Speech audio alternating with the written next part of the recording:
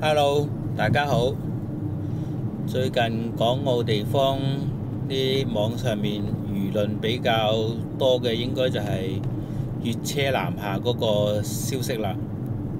咁粵車南下呢，早幾排實施咗就可以入到香港機場，而家就係早兩日就已經可以去到香港市區入邊啦。咁呢個車輛去到市區嘅話呢，就有好多人覺得有啲影響啊。開頭嘅時候就會話增加咗個馬路上面嘅壓力啊，又令到啲市民啊危險係數又高咗啊。其實我覺得呢，你而家香港每一日都有成5000部北上，而家南下嘅車輛只不過係得100部，個比例其實都差好遠下。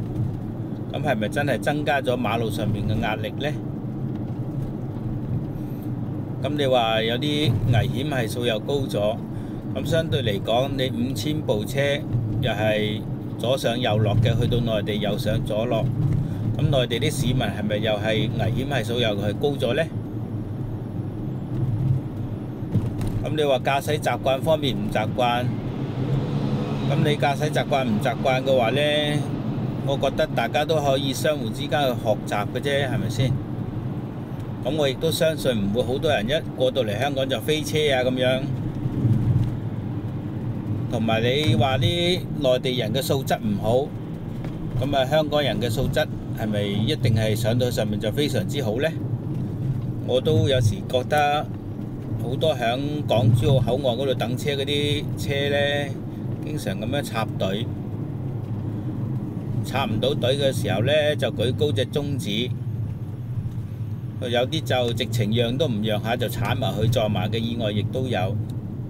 其實我覺得就每個地方嘅駕駛習慣嗰啲人呢，有好有唔好都會有嘅。但係係咪真係將嗰啲唔好嘅專程去放大佢，就影響埋好嗰班呢？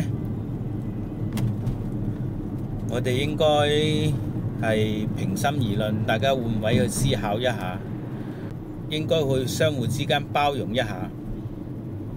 好，今集講到呢一度，下次再有好嘢同大家分享，記得喺評論區度留言俾我啊！多謝各位。